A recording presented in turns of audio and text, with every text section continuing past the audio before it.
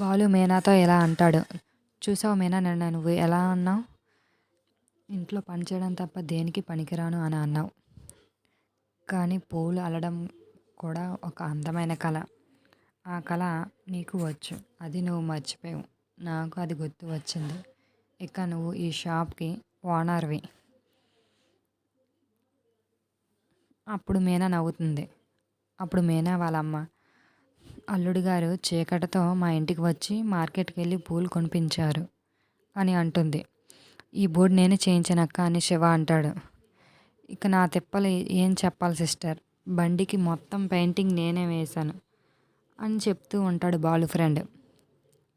పొద్దునే మా ఇంటికి అందరికీ ఫోన్ చేసి 7ంటికి రమ్మని ఫోన్ చేశారు పూల కొట్టు వాళ్ళని అని అన్నారు.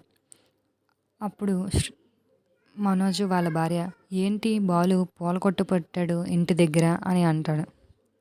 వాళ్ళిద్దరు ఇలా మాట్లాడుకుంటాడు. నేను పార్లర్ అమ్మి ఎంప్లాయీగా పనిచేస్తానని తెలిస్తే మనోజ్ ఏమనుకుంటాడో అని అంటారు. అప్పుడు బాలు వాళ్ళమ్మ, ఏంటండి నాకు ఏ విషయం చెప్పలేదు అని అంటాడు. బాలు వాళ్ళ నాన్న, మీనా చాలా తెలివైన అమ్మాయి, చాలా పైకి వస్తుంది, పైగా పేరు నీ షాప్ పెట్టాడు, నీ పేరు మీద పెట్టాడు, చాలా పైకి వస్తారు అని అంటుంది. అప్పుడు బాలు, నేనేమి ఈ లోన్ మీద పెట్టలేదు, నా కష్టార్జితంతో ఈ షాప్ పెట్టాను అని అంటారు. పార్లరమ్మ నీ పేరు మీద పెట్టుకుంది కాబట్టి నేను పూల బండి కూడా నీ పేరు మీద పెట్టాను అని అంటాడు. ప్రభావతితో అంటారు. అప్పుడు ప్రభావతి పూలు పెట్టుకున్నారే అని అంటే అందరూ నవ్వుకుంటారు అని అనుకుంటూ ఉంటుంది మనసులోని. అక్క నువ్వు చాలా లక్కీ అని అంటాను. ఇంతలో రవి, మా అన్నయ్య చాలా లక్కీ, వదిన్ని ఎంత ప్రేమిస్తున్నాడో అని అంటాడు శృతితో. అప్పుడు శృతి, సంథింగ్ ఈజ్ మిస్సింగ్, ఇంకేదో కారణం ఉంది అని అంటాడు. ఇప్పుడు బాలు శృతితో ఓపెన్ చేస్తాడు షాపు. డబ్బుడంక నువ్వు మన రవిగాడి భార్య రిబ్బన్ కట్ చేస్తుందని అమ్మ నాన్న అక్షంతలు వేసి ఆశీర్వదిస్తారు అనేసి శృతి చేత రిబ్బన్ కటింగ్ చేస్తూ ఉంటారు. శృతి ఎందుకులే అని అంటాడు రవి. ఈ పూల కొట్టు ఆలోచన రావడానికి కారణం